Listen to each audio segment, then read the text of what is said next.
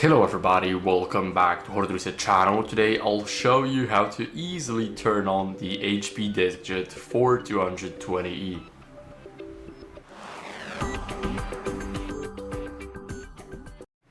So let's start it off by holding this little button here, as you guys can see.